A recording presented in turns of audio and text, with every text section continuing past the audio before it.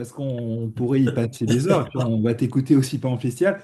Donc, tu as commencé à travailler un petit peu sur notre site remarquable de labo. Je pense qu'on est en train de faire plein, plein, plein de découvertes là-bas. Donc à la base, on avait exploré il y a 2 ans le souterrain qu'on a désigné comme étant initiatique. Je pense que ça va assez de soi, ne serait-ce que visuellement, par sa forme, en fait, son architecture qui me parle en tant qu'idéogramme. Après, on va prendre des mesures précises pour pouvoir savoir si au niveau numérique, là, et Oui. géométrique, il y a une perfection aussi. Quand on aura fini les relevés, on te les enverra. Mais déjà, tu as fait un petit travail notamment sur un espace qui est en dehors du bois où se trouve le souterrain, qu'on appelle le champ de la Lune. On a retrouvé des photos de ce que nous, on a cru identifier comme étant un observatoire lunisolaire d'une taille impressionnante. Donc 2 cercles inscrits dans un carré, et puis avec une étoile à 8 branches. Et donc tu as commencé à faire quelques calculs, nous poser quelques hypothèses, sachant que le travail ne fait que commencer. Oui, il fait que commencer. Puis encore une fois, je te l'avais dit, et c'est pour ça que Mhm. j'essaye de rester prudent. Oui, bah, il Parce faut. qu'avec toute la rigueur que j'ai pu mettre, si tu veux, sur cette première approche, tant qu'on n'a pas de relevé précis du site dans sa globalité, c'est très compliqué aussi d'être voilà, d'être affirmatif à 100%. Bon, enfin moi j'ai quand même, avec l'expérience qui est la mienne, j'ai quand même pu superposer, si tu veux, effectivement cet artefact qui apparaît sur des photos aériennes qui datent des années 1970 à 70, peu je crois. près, ouais. Oui, oui, c'est ça, oui. Là où on voit vraiment apparaître dans un champ une forme carrée avec la croix à 8 branches que tu évoques et puis effectivement le cercle Alors, intérieur. ce qu'il faut dire, c'est que c'est dans un champ incurvé, en Oui, demi-lune, comme un cirque romain. oui, Tu oui, vois, oui, donc ça, oui. déjà, tu te dis, ouais, comment on peut tracer aussi précisément un carré, des cercles sur une distance comme ça, dans un terrain qui est en creux. Oui, alors après, bon, là, bon, c'est des notions qui sont plutôt techniques, mais Oui, oui, oui. à l'époque romaine, on n'avait aucune Oui, difficulté, peut-être, si oui. tu veux. Ouais, Voilà, les ouais, compétences techniques ouais, étaient ouais. là. C'était pas fondamentalement les mêmes que les nôtres aujourd'hui, mais ils avaient leurs propres outils pour mener à bien des choses qui nous paraissent aujourd'hui à nous irréalisables. Voilà. Mhm. Bon, donc ça, c'était pas une difficulté, si tu veux. Euh, non, après, bon, forcément, moi, ce qui va m'intéresser, c'est l'aspect purement géométrique et numérique qui apparaissent à travers cette forme, puisque, comme j'en parle régulièrement, nombre et forme vont nous renseigner, en fait, justement, sur cette structure archétypale qui cherche à se manifester dans ce lieu. Ce qu'il a pu apparaître pour l'instant, c'est qu'on a effectivement une relation à la Lune. Donc ça, la toponymie, même si ce n'est qu'un nom vernaculaire et dont je ne sais Mhm. même pas d'où il sort, Ouais, on ne sait et le pas. nom de champ de la Lune n'est peut-être pas anodin. Alors, l'idée souvent qu'on peut objecter à ce type de renvoi, c'est de dire, ben oui, en sachant qu'on est sur le champ de la Lune, le nom du lieu va forcément impacter notre conscience et nous faire aller dans l'idée d'une représentation, d'une manifestation en lien avec cette thématique-là. C'est naturellement tout à fait envisageable. Mais l'inverse est aussi possible, comme je le disais précédemment. Il ne faut pas sous-estimer la puissance de la structure archétypale qui cherche à se manifester. Voilà. Et donc, on a peut-être effectivement, à travers ce toponyme, une émergence directe de la structure archétypale.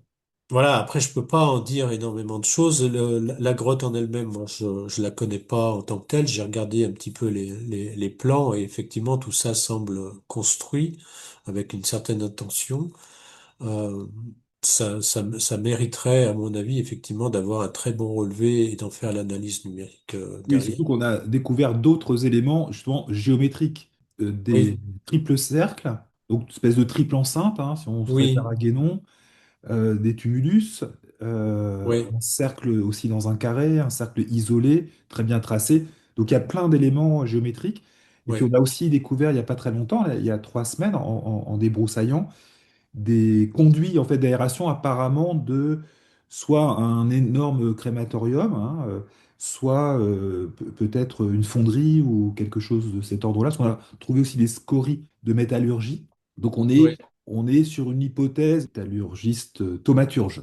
Donc des gens qui travaillaient aussi avec, là il a lu, enfin, la position des âtres sûr, oui, oui, oui, pour oui, travailler oui. la Il y a qualité de il y leurs a toute alliages, une etc. alchimie liée au travail Voilà, du exactement. forgeron. Parce que ça, on a une connaissance, hein, on a des traces documentées de ces pratiques-là. Voilà, on en Après, saura plus au mois de juillet grâce à toutes les collectes qu'on aura fait d'ici là. il faut bien rappeler que, a priori, vous en êtes qu'au début Oui, des tout à fait. Puis on va juste investigations. donner des hypothèses, hein.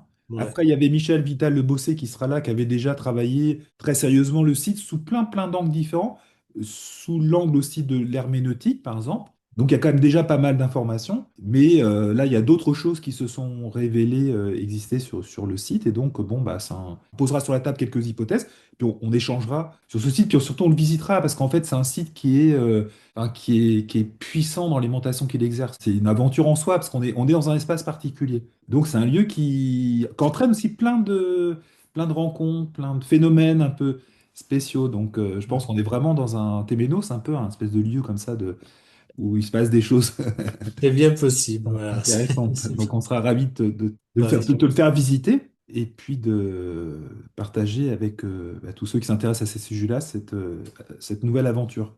Écoute, je te remercie énormément, Eric, Ben, c'est moi. pour toutes ces pistes déjà que tu nous ouvres.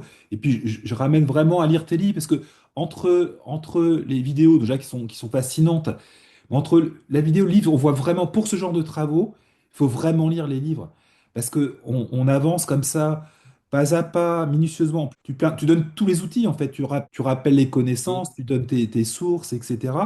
Donc, en fait, c'est vraiment très didactique. J'ai tendance à dire que effectivement mes livres peuvent paraître des fois de prime abord assez compliqués parce que on aborde les nombres, on aborde la géométrie, des notions qui sont pas forcément acquises par tous. Mais j'aurais tendance à dire que chacun y prenne ce dont il a besoin. On peut laisser de côté les nombres et la géométrie, mais celui qui veut juste prendre connaissance des pierres souvent inconnues hein, que Ouais. j'évoque et que j'ai redécouvertes pour aller les visiter, voilà, ça peut être ça la motivation du lecteur aussi, tout simplement. Tu Il y en a organises, toi, des visites, justement, dans ton territoire ou pas? Oui, oui, oui, ça m'arrive D'accord. effectivement. Alors, je le fais un petit peu moins à mon initiative, mais j'interviens plutôt maintenant à l'initiative d'associations, de D'accord. collectivités, voilà, ou de groupes. Bah, écoute, à bientôt. Au plaisir de vous retrouver, effectivement.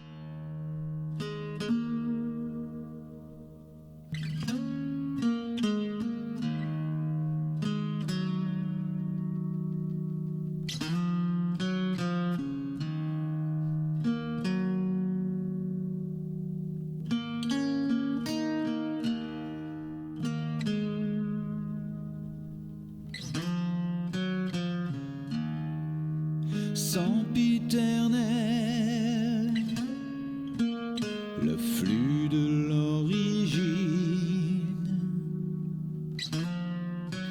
conscient de tout sauf de lui-même, l'instant est éternel. Ah.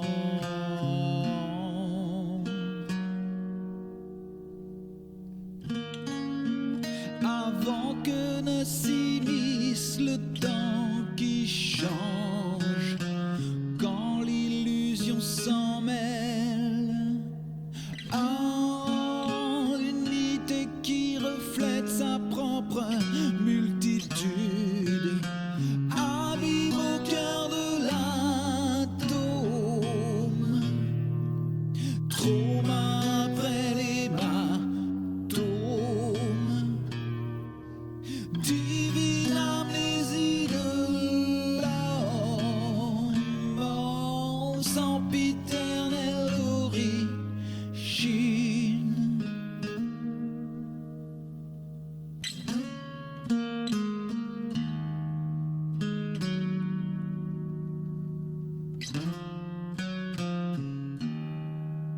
Frêle étincelle